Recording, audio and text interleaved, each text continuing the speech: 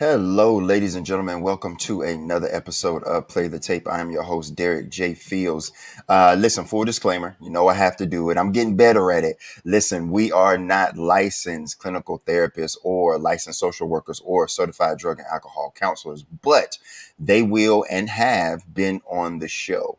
What Play the Tape is a platform of community support and advocacy for those who suffer from mental health conditions and substance use. And here we come up here to share our experience, strength, and hope to let people know that recovery is possible. So, my guest today is my brother. He was very sweet to me and very generous to me when I came into the sober living house, the Oxford House, there in Virginia, and I appreciated him for that. He's someone that I admire and I look up to, and his story is phenomenal. I've only gotten snippets of it as us passing when we were living together, and I wanted my brother to come up here today to share his experience, strength, and hope, to be vulnerable as much as he can be, and share from his heart. So, my guest today, my brother Jesse, how you doing, man?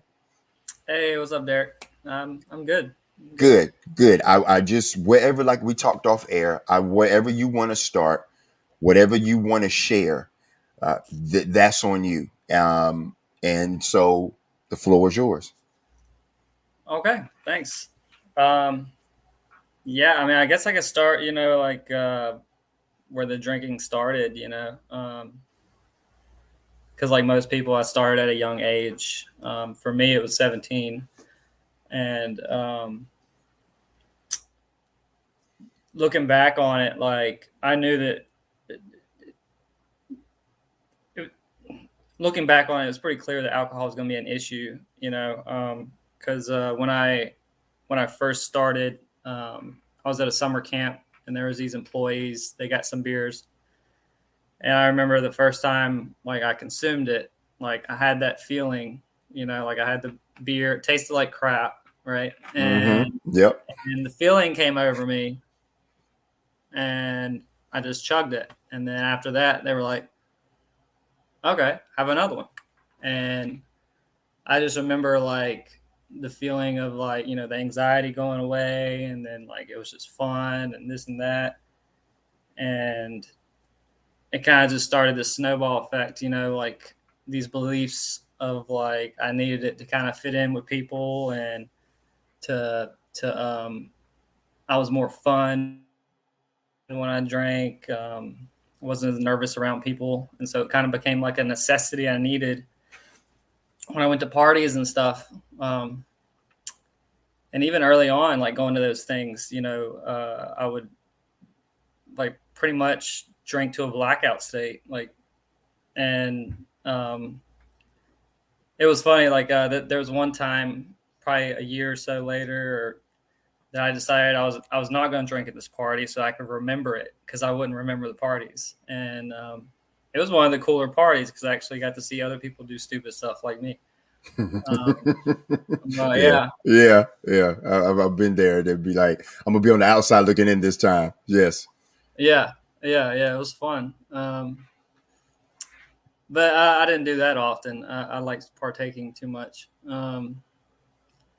And Yeah, and mostly during the summer, like in between college, I would do that, and then college I was good, and um, and then eventually it kind of seeped into college, especially when I moved off campus, like, and was able to have like my own apartment and everything. Mm-hmm. Um, and of course, I would hang around people that kind of enabled it or drank like I did. Um, and Of course, like when I was in college, drugs came in to play too, like marijuana and stuff. Pretty much anything that would change me or make whatever thoughts or uncomfortable feelings go away, like I would do it. And that was fun. Like I had fun with it. I'd black out, but I was around people that whatever. And then it kind of became an issue to the point where I kind of made it a priority to kind of get messed up over going to class. And so I Mm-hmm. missed some days of class, and then a couple of days turned into a week, and then a week turned into 2 weeks. And in my head, I'm like, well, it'd be really embarrassing if I went back, after not being there for 2 weeks. So I'm just not going to go back. And so it ended up being this thing where I just stopped going to class. And so I lost my scholarships and, uh, yeah, lost my scholarships and failed all these classes. And I was at this point where I could continue another year and try to make up these classes out of pocket. I mean, I was already in debt because I had to pay back the scholarships that I lost.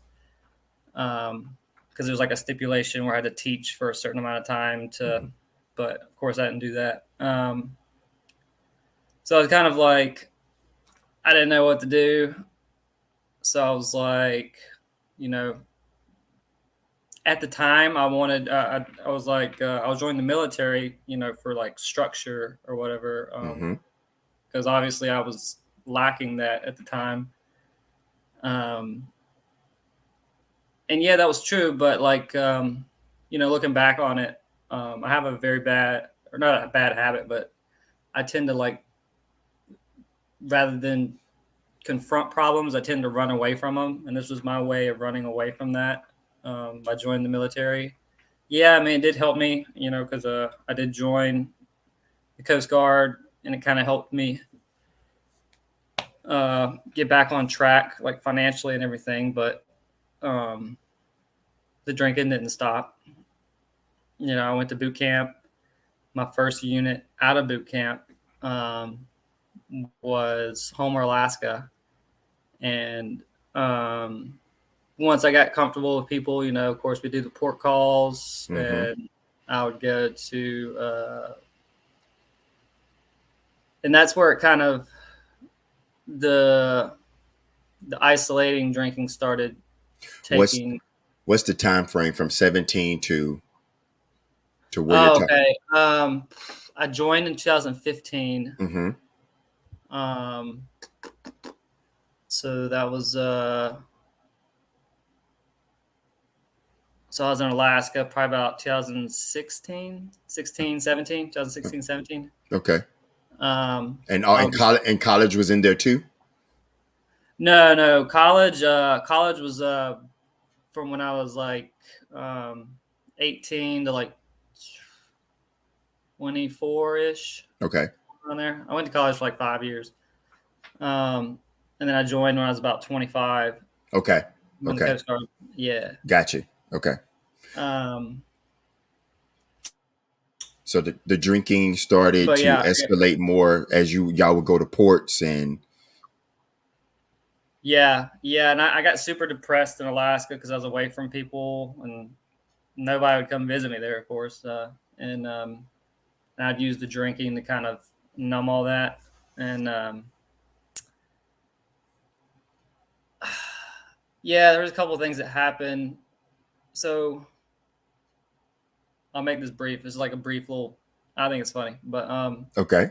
so there's like this apartment housing in Alaska. Like it's an apartment, but it's military housing, Mm-hmm. and the room I go into has sheets on it from the previous person. And I'm like, gross. So I ball up all the sheets and I put it under like in a corner somewhere in the room till I figure out what to do with it.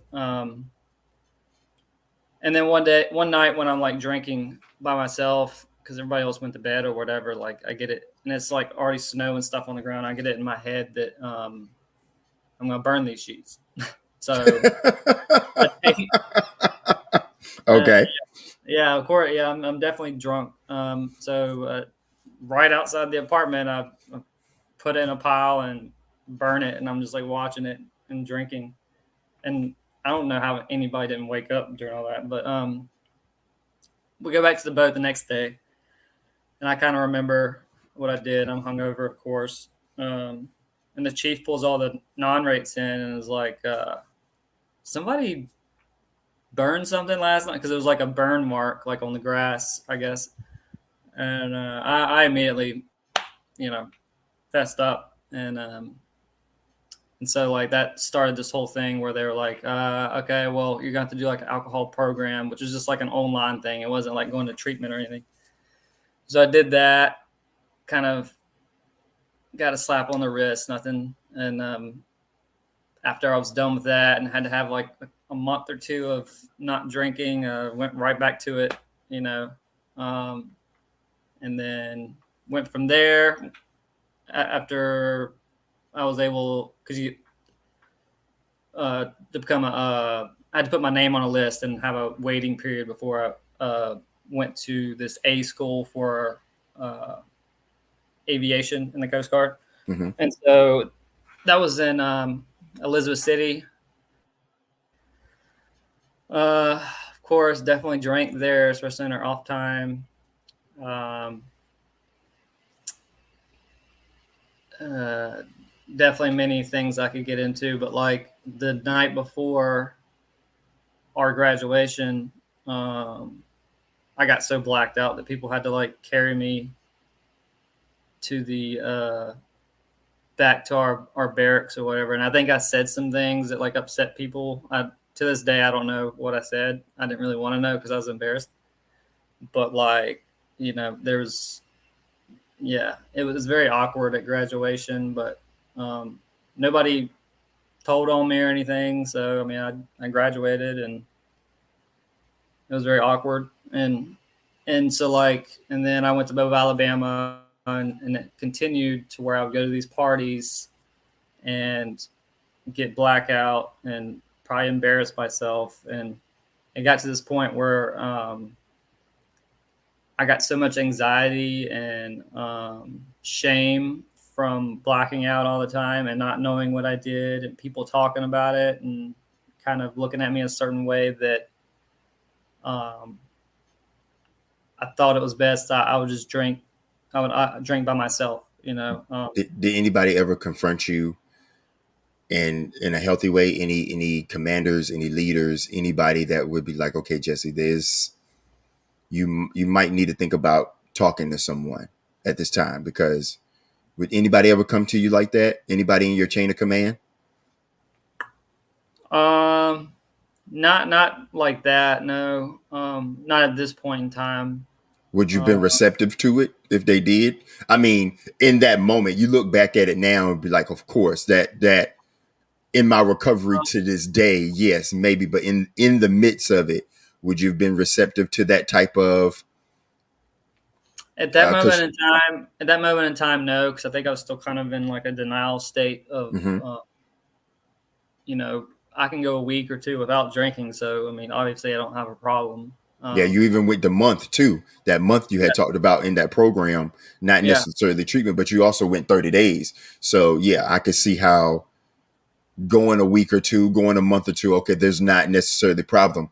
I do want to get back to when you was in Alabama, but I want to go back prior to 17 real quick. Was there anything, if you want to share, and I tell that all my guests, it's up to you what you want to share. And I feel like that's very important because some people aren't ready to share everything, and that's okay. And I just want to ask, was there anything up to 17 that led to the anxiety or the depression, or that made you want to drink and party and black out to escape or to numb? Was there anything in your childhood or your preteens or anything like that, young adolescence, that made you want to, once you had that first sip at 17, even though it was disgusting? And I know because I had my first sip at 6 or 7 and it was just horrible. But was there anything leading up to, okay, I've taken my first drink at 17, I'm gonna chug it, I like this feeling? Was there anything that led up to that was a spark for that prior to 17? I would say so. I haven't like gotten too deep into it, and Okay. sometimes I like to think about it from like a different point of view. And um, so my parents divorced when I was 8 years old, and you know, going back and forth between them, and from going to treatment and stuff and talking to counselors, like there was like an abandonment issue in Mm-hmm. there. especially with like romantic relationships in my life too. So like it's kind of like a pattern of like I don't like being rejected or abandoned, and there's probably some form of that happened when I was a kid.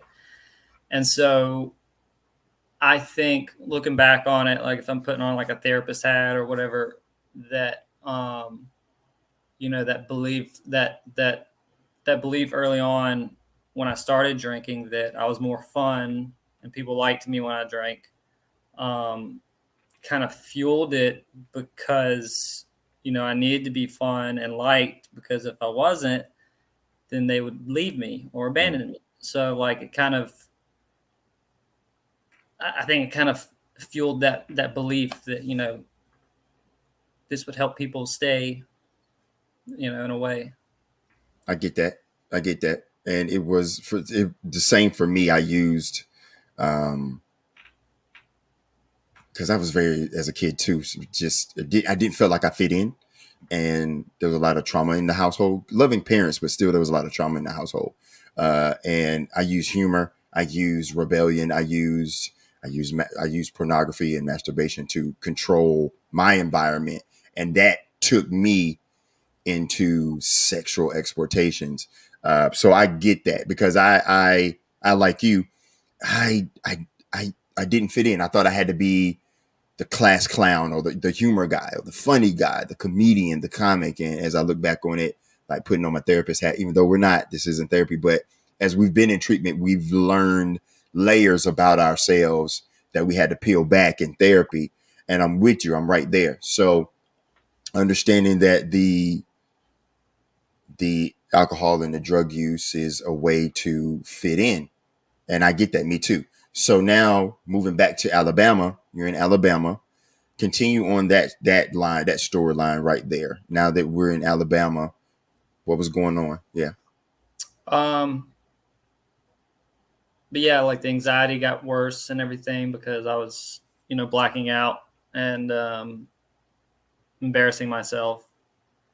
Um, so it wasn't working in the way that it started, to where I was using it to fit in, because now it was making it to where I wasn't really fitting in. Mm, Nobody really drank like me, and I liked getting messed up to kind of, you know, because at this point I went through relationships that have kind of built this like core like resentment and like feelings that I was wanting to use it to numb out, um, or not feel or feel different, yeah. and so I'd isolate and do that, and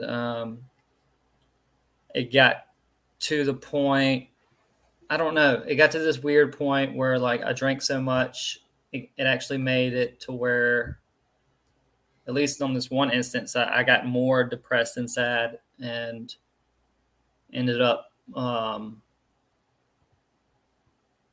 in a drunken state. Was just like, holy crap, I got a problem or whatever. And so I called my supervisor and told him. And then like the next day, um, they were like, all right, well, this is like a self referral. We'll send you. So they sent me to, I may I may be pronouncing this wrong. Navier, Florida. Mm-hmm. This place called 12 Oaks. So I went there for a 30-day program. Um, it was good. It was good. It was by the beach, so it was cool. Um, um, got out of there. Um, Was that your first stint in treatment? it was, Okay. yeah. And I kind of came to terms that I was an alcoholic at that point, like, because I knew, all the stuff that's happened. But I got out and started going to meetings and had this weird belief. I was just like, well, this is making me think about drinking more. Like these are stupid. Like, and so I didn't do the meetings or any other thing that they wanted me to do. And at this point, I needed to do that stuff because I needed a waiver to fly, because it's a mental disorder. So in order to fly, you need some kind of waiver or whatever. But I don't know. There's some kind of, yeah. But probably uh, no more than a year later, it was like, I'm fuzzy on the dates of those, but like no more than a year later, I go back to it again. I can't remember. I'm pretty sure this is what happened. So I go to Yeah, my friend. I have those too. Yeah, I have those too. I'm like, maybe this was 3 years ago. Maybe it was two. it was so Maybe. long ago. Uh, Yeah. my, yeah, it was a, yeah. In that year, excuse me, in that year, were you sober that whole time in that year, or Oh, was it it was like probably six. Yeah, it was like 6 months. Well, I would say probably 6 months. I don't. It definitely wasn't a year, but probably okay? about 6 months of like what they call dry sober, where you're not doing anything, you're not going to meetings, and it wasn't. I was. I mean, looking back, it was kind of miserable, because you just kind of, I guess, white knuckle it. I guess in a way. I mean, Yeah, and I might have sought out other ways to get messed up. I won't go into that, but I was like, well, it's not alcohol, so it's fine. Um, yeah, but yeah, I was at my friend Tim's house, and I was leaving because we um, and he had like one of these drinks called like ice or something. It was like, I remember ice. Yeah, yeah, yeah. in his fridge, and he let me have one, and I was drinking it on the way back, and I was just like, I never had one. I was like, I was tasting, and I was like, this has alcohol in it. I was just like, I had it. I was convinced it had alcohol in it. It didn't, but I was just like, well, I mean, I've already drank now. And then I was like, oh, my roommate has vodka in the garage, and it's just like, Yeah. what? And Yes. so a cycle started again, and so I had to go back second time. Um, this time when I got out, I took it more seriously. Was the second time? Excuse me. Excuse me. Was the second time your choice again, Yeah, or okay? yeah, yeah, it was. Um, uh, yeah, and I took it more seriously coming out. Got involved. Fortunately, found this really good group of people in AA, and they would do stuff outside of meetings, and I was excited to go to the meetings, and it was great. I was doing great, like year and a half of sobriety, like step 12, like it was ideal, and like I loved these people, What made you change? What and was I had the? to Oh, move. mhm. Yeah, No, go ahead. You said you had to move. yeah, yeah. To answer your question, sorry. Uh, No, I was just what made you, because you said you took it was the second time you went into treatment and you took it differently this time. What was what made it different? um,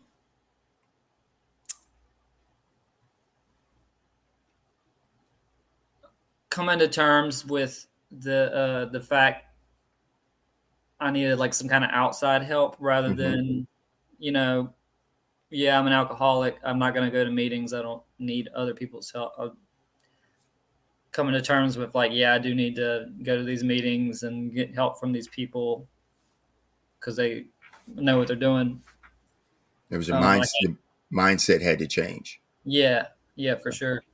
So you was with these people and they was doing outside things and this fellowship, and you said you had to move.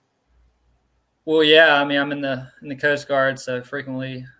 So Oh, I did my 4.5 years in Mobile, Alabama, and uh, I mean, so yeah, it was how awesome. so But how does that work with you're in the Coast Guard, you do move, you do have to do your time, your allotted time. You find a group of people that you're connecting with, that you're building a community with, a fellowship with. How does that's so interesting. That's like, how do you build this community? Of course you can now with with technology, of course you can FaceTime, you can Zoom, you can Google Meet and all that stuff, Messenger. But it ain't the same as being with someone one on one and being in these different events and different things that they have going on outside in the community. So how did that moving change that for you? um, Was it difficult? Well, yeah, because like going from Mobile, Alabama, I went to Virginia here. Mm-hmm. You don't really know anybody. You lost your like kind of support network. Um, so you basically you got to start from scratch. And for me, um, so before that, I was in Mm-hmm. California because I had to go to a different A school because I had to switch rates because they told me you either get out because I didn't get the waiver to fly. You either get out or switch rates. So I switched rates and went to California for 3 months to do that. During those 3 months, this was during COVID and stuff. Mm-hmm. I didn't do meetings. Didn't talk. Didn't talk to a sponsor. Didn't do any recovery stuff. So I was away from all that for 3 months. Then I go to Virginia, like 3-4 months after my move, and I guess my addiction comes back, where it's like, well, nobody knows me here. There's no accountability. There's no, even the command has no idea about, um, what's going on with me. So like, it's like start from scratch, and so like, um, hanging out with my roommate at one point, not this current roommate, but a different one. Mm-hmm. Um, I got it, and they were drinking like Hennessy or something, and I was just like, "Hey, make me one." And so they make me a drink, and that started that again. Because again, there's no accountability. I let those thoughts creep back in, and I started that cycle again, and did some drunk stupidness. I think I tried to make spaghetti without water, and it like smoked up the kitchen or something. I don't know. I don't know. But this person was not happy with me, and they ended up telling on me to the master chief, and he was just like, "Well, looks like you have a drinking problem, huh?" And in my head, I'm like, yeah." I forgot And about that. yeah, I forgot about that. Yeah, I forgot about that. Yeah, yeah, I thought I beat that thing. yeah. Right. Yeah, That part. That part. I thought I beat it. I thought I beat it. Yeah. Had a yeah, lot of those. I thought I beat it. Yes. because I didn't drink at all in California, but yeah, cured. Uh, yeah. So and I was like, yeah, I think I need to go back to a residence. So I got a treatment here in a place called Farley, Mm-hmm. in Virginia. I go there. This was December of 2021, and I got out at the end of January 22. And then right out of there, I took it very seriously, because it was my third time, and I was kind of just like, "Bro, what are you doing?" And so I had stuff set up, when I left because I lost my place to stay. So I was like, ugh. So while I was there, I set up an interview for an Oxford house, um, and got into that. And so I went straight from there to the Oxford house. And that was a very good accountability for me. Of course, I hit the ground running with the recovery stuff. Um, I got a sponsor while I was in Farley too, so I met with him the day I got out. So I was doing everything right, um, and like I said, the Oxford House helped. And probably that fall ish, or no, the summer leading up in the fall. It was like June through August, 2 months. They sent me TDY. Um, I mean, now that I think about it, I went to a meeting like in Texas Mm-hmm. while I was on TDY and called my sponsor when I could. But, you know, again, there was no super accountability there. Nobody knew I was an alcoholic on that boat. And, there was alcohol all around me. I would hang out with them at places. Yeah. But I didn't drink. That 2 months I was good. But I stopped calling my sponsor while we were out. I mean, we weren't in port that much anyways. But when I got back, I I didn't call him or do anything. I think it was like a month after I got back, and um, so we ended up. He didn't hold it against me, and so I got back into it some more. Um, let's see. Let's see. Is that accountability part? And I want to ask you because I know for me it's big.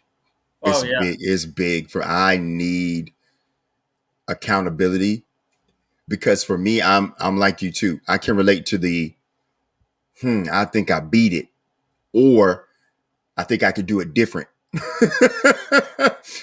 That's what the beat it is. It's okay. So it's the accountability. I have to have that. It's the okay.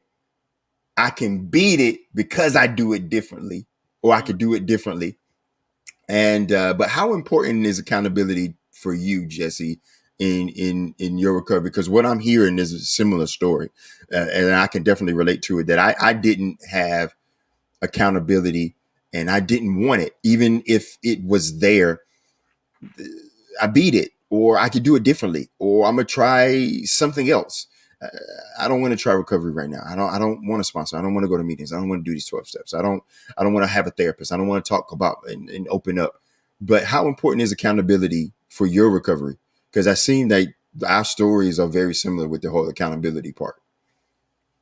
it's very important because it's not more about it's not an if, but a when is my messed up thinking going to creep back in, and if I don't have like these measures to kind of defend against it, then I'll usually start believing them. So like with the Oxford House, Mm-hmm. it was a huge accountability because there were definitely points if I wasn't living there, if I was like in an apartment or whatever, I would have drank. Like I specific I can't remember what exactly was going on, but like sometime in the fall, like I was really wanting to get messed up. But like I knew that if I did, I would get kicked out and I'd have to find a place. I didn't really want to, play the tape forward, Yes, absolutely. I didn't want to have to go through all that stress of trying to find a place and this and that. And so I was just like, ugh. And then that passed, and then like the next day I was just like, I'm glad I didn't do that. But like in the moment, like I don't know. I'm glad you said it passed. What do you mean it passed? When you play the tape forward or play the tape through, you that feeling of those thoughts passed is what you're saying? Yeah, so like I kind of knew what would happen. I'd get away with drinking, but eventually like I would get caught, and then I'd Mm-hmm. get kicked out, and then there'd be the shame and the guilt, and then there'd be the stress of trying to find a place to stay, and um because really I mean in my head I was just like, yeah, I could drink and nobody would, but like they would find out somehow. Right. I would It probably all it something stupid drunk, or making some kind of noise. yeah, some spaghetti or you go Yeah. burn. And Yeah. I'm not laughing. I'm laughing Oh because we yeah. can laugh at it now, right? Yeah. But that's how it does. I almost started a fire in my apartment trying to make try to cook crack cocaine, and I almost started a fire because I could do it. I seen it on TV. Oh yeah. Yeah, you know what I mean. Like just I can laugh at it now, but I'm glad it didn't escalate and become something bigger, and I'm glad for that for Oh you too. Yeah, but I appreciate you saying that you needed the accountability. I know I need it, and this doing this helps me with that accountability. And I was there with you too, and I had thoughts and moments, and sometimes I would be in my room and I would cry because one the pride of, hey fellas, and sometimes I would talk to you, or I would talk to JJ, or I would talk to Brad, and I would talk to the fellas in the house, and be like, like sometimes it's a struggle, but sometimes I would be crying, and because it's just be those thoughts of coming back, and I knew I had to go make a meeting. I knew I had to go tell my sponsor. I knew that I had y'all there, and the same tape that I played, I didn't. I don't want to use. I want to use, but I don't want to use. Why? Because I know that it's going to be found out and I'm going to get kicked out and then I'm homeless again. I'm in my car. Then I got to come back and get all this stuff that I don't know what to do with that might not even fit because you acquire more stuff when you get into a sober living house, when you get into an Oxford house, you start to live again. You start to acquire things again and you start to live and grow. And I didn't want to get kicked out. I didn't want the shame and the guilt. Didn't have no place to go. So I'm with you. I had to play that tape all the way through as myself, and it passed. And I'm glad that you said that that passed. But it's not always going. Some may pass quicker than others, and some may take a while. Did you Yeah. ever experience those that took a while to pass? And in those intrusive thoughts, in those urges, what did you do? Um,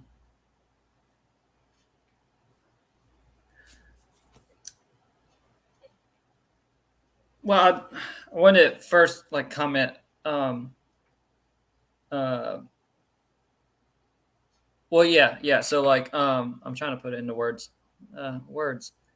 Um, so like, for that instance, like the intrusive thought,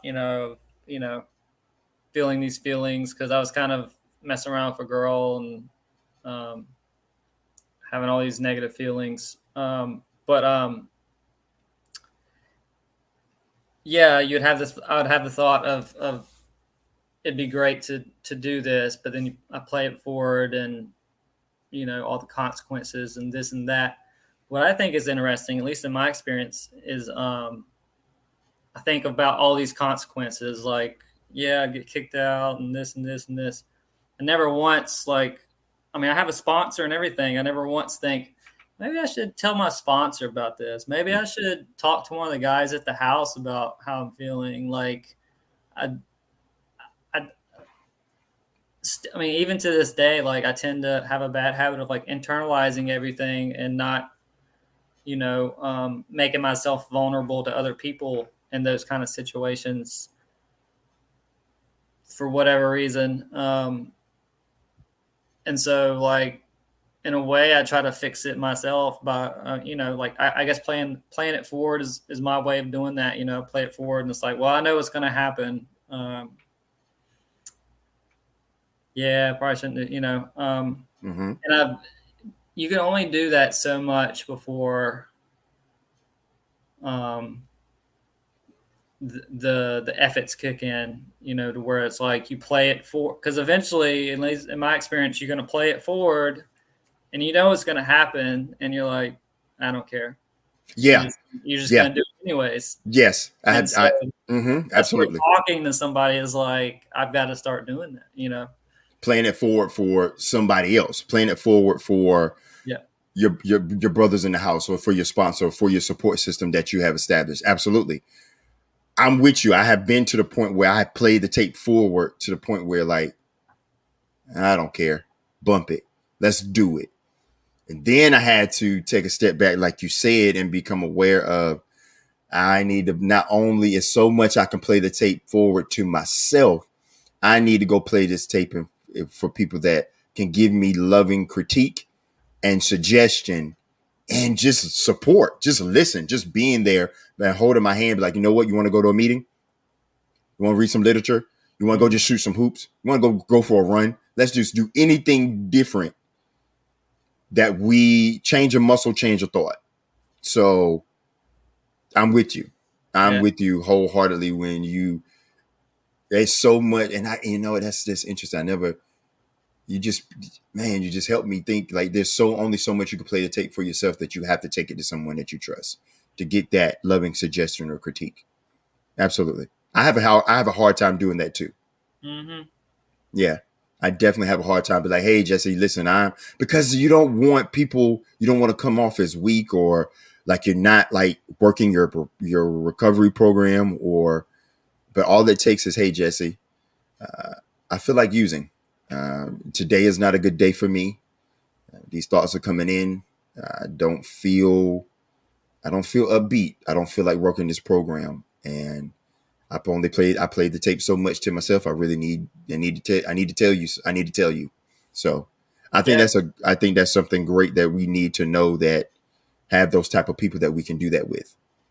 yeah, Yeah. definitely, because it's a very vulnerable thing to do. So having those people is important.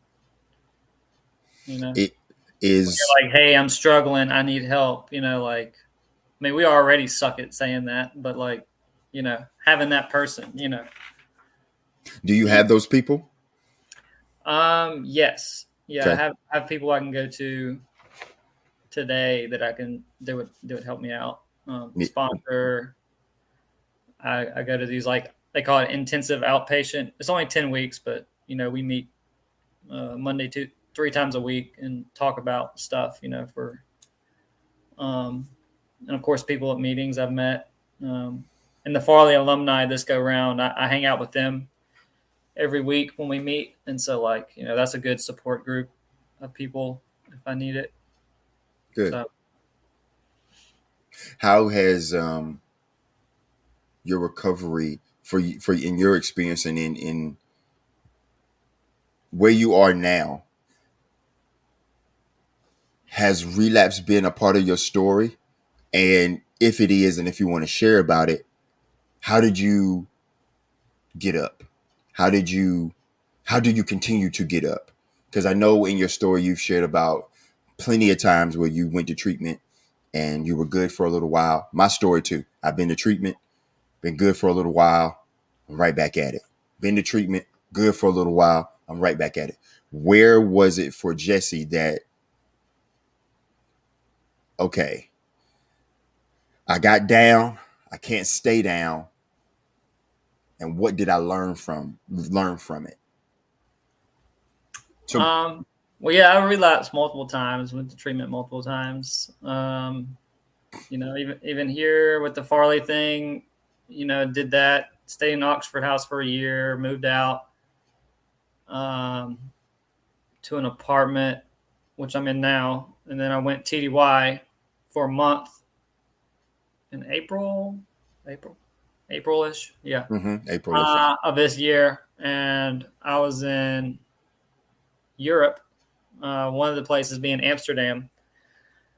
Being in the military, you can't really have that much fun in Amsterdam with the marijuana and all that stuff. Right. They test for that. Yes, they do. Oh, believe me, I would get into it if I could. But so I was just like, again, nobody knew I was an alcoholic and this and that, and plus I had this all to myself, so I started back drinking again. And prior to that, I wasn't talking to my sponsor or doing meetings or any of that stuff. I was kind of just,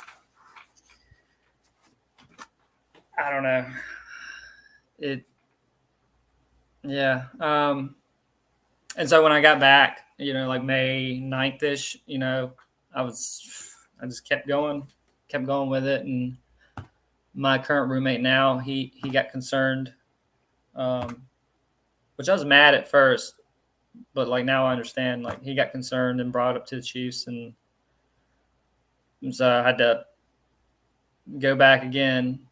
Um, uh, and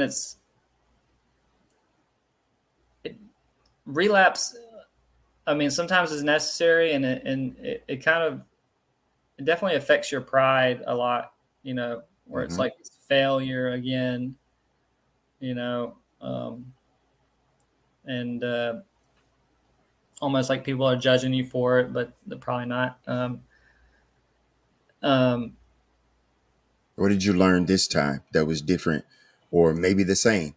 Because there's some times that I know for me in my experience, when I have relapsed, there is a parallel and there is a perpendicular where things intersect, but there's things that I learned that are side by side, or that they intersect. What for you did you take this time that you could take to add to your recovery, to for prevention? um, Trying to be like actually get more involved and kind of mirror, like kind of what I had in Mobile, Alabama, rather than just going like through the motions of like, all right, I've hit my third meeting this week. I've talked to my sponsor, 6 times. Okay, check, check, check. Just kind of doing all those things, and then not um, trying to actually like make it more of a lifestyle. Because like if it were up to me, if I could like sit in my room with the big book by myself and do the program, I would. Because I don't know. I'm but I knew this time like I had to do things differently. That being the IOP thing that I'm doing now. I didn't do that last time. I'm doing the alumni now. People that went through Farley, they go and talk to clients on Tuesday and answer questions and stuff. And after that, they go have dinner and talk and stuff. And that's actually where I met my sponsor, current sponsor now. And so just try to get more involved with them and kind of build like relationships, you Mm-hmm. know, um, to where, you know, I feel more comfortable like coming to people with those, you know, crazy thoughts or whatever. Um, and I guess like I learned that I got to keep as annoying as it is in the rooms when they're like do the next right thing or whatever. I do got to keep doing that because if I don't, I'll get out of it and kind of just go back to the same stuff. Um, and I got to be more vocal of problems rather than internalize them. Because like we were saying before, um, with the playing the tape forward, like if I let things build up to a certain point and don't talk about them, you know, the case of the efforts will come back, and I'll just Mm-hmm. drink regardless. Absolutely. Because my problem, yeah, I have a drinking problem, but my actual problem is, up here, like what's going on, like, and you know, I use alcohol to fill like this void. I call it a void. Temporary solution. And as it says in the book, we have a spiritual malady or whatever, Mm-hmm. Yep. and so being around people of like mind, and then kind of staying in touch with that higher power that kind of fills that void or whatever, just doing all these things to get outside of myself, going to these alumni events, reaching out to a higher power, like doing things that's not me, really, really helps, and is a thing that I really needed to be more focused on this go round. Um, because when I'm doing those things, like it helps a lot in my recovery, especially the spiritual aspect of it. Um, Yeah, absolutely. I appreciate you being vulnerable as you could be. yeah, I really do. Um, and I thank you for that. It, yeah, it, I tell my guests all the time, I hope this is helpful because it helps me. Um, this is something that I do for my recovery as well, because I get to fellowship with like-minded people in mental health and substance use. Um, and that keeps me accountable because I get to hear stories like yours and previous guests and future guests that I can learn from, and I take something with, and it resonates with my spirit and it resonates with my mind and my heart. Like, okay, this disease is something to be respected, not feared, but respect. Have a healthy respect for, and there are things that we have to take in account and things that we have to do. I know for me, uh, the aid in my recovery. That's mental health and substance use, because I'm on both sides of the fence when it comes to that. The substance use is a symptom of my mental health. Um, so, uh, but we got about 3 minutes, 3 to 4 minutes, and I want to ask you and give me a couple things that you're grateful for. And the reason that I do this is because when I go to H&Is, when I go to the correctional or the detention centers or the hospitals or whatever institution that they ask me to come speak at and share my experience, strength, and hope, I always go around and tell people to give me two things that you're grateful for. Depending on the size of the group, sometimes it could be one. But it's a way to keep us grounded when those intrusive thoughts come back, when we're playing the tape all the way through, when we're playing the tape all the way for ourselves, when we have to go and get a battle buddy and that support system and play the tape forward for them. But we also have to have something that keeps us grounded. And that's the gratitude of looking at life half the glass half full instead of half empty, focusing on the blessings that we have, the support that we have, how far we've come in our recovery, but also how far we have to go. And it's an ongoing process. So for you, Jesse, and what are a couple things that you're grateful for that grounds you and holds you in your recovery and holds you accountable, something that you can hold on to when those thoughts come? Well, of course, grateful for like my family and friends that that I have support from and their love and everything. Grateful for unconditional love of my higher power, which is something I look at as something that won't go away, can't run away from type deal, or it's always there. Especially in those times when I don't want to reach out to people, I can at least do that. So I'm grateful for that. Because in a sense, I'm never alone. Right, right, I truly believe that. Um, Grateful for I'm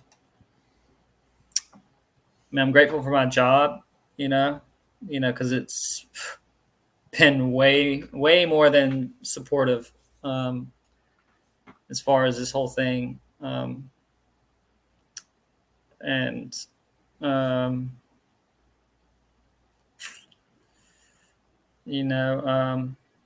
grateful that,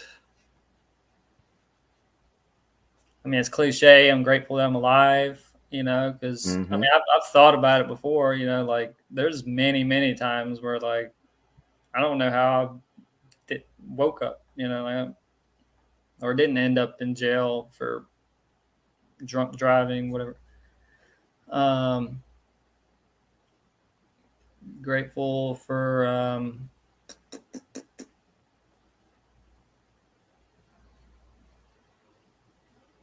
AA, something out there, Right.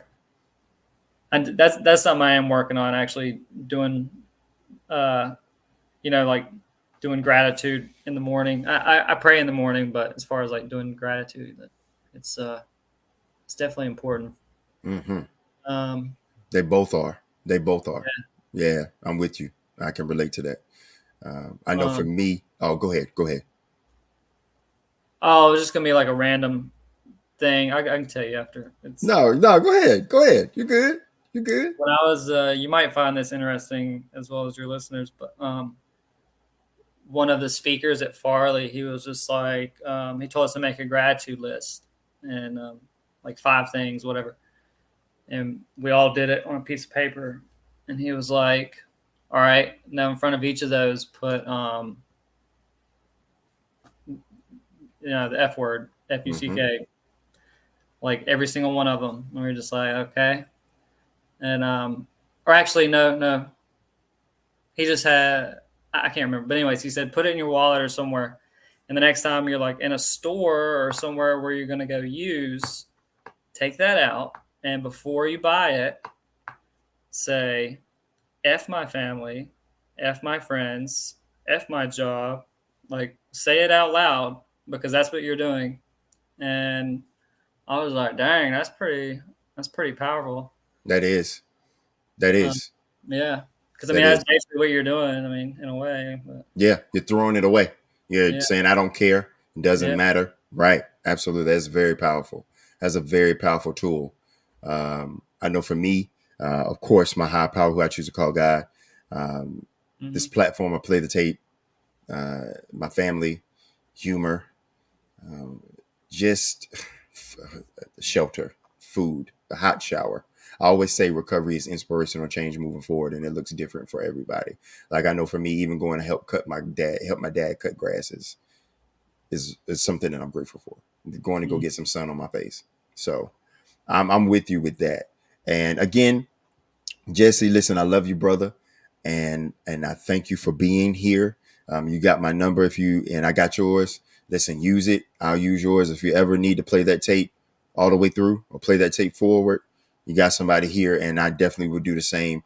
And I'm very grateful that you're up here doing the show and sharing your experience, strength, and hope in your testimony today. I really appreciate you. Yeah, no problem, Derek. It was good to be here. Absolutely. And I'll let you know when your episode comes out and when I drop it and when it's published and everything like that. And then, yeah, listen, I love you. You take care. You be blessed. Until next time, I'll talk to you soon. All All right, right, peace. man. Absolutely. That's what we do, ladies and gentlemen. Another episode, another track has been completed. Oh, man. Again, thank you to my brother and my guest, Jesse. I really appreciate that. Really appreciate him coming up here and being vulnerable.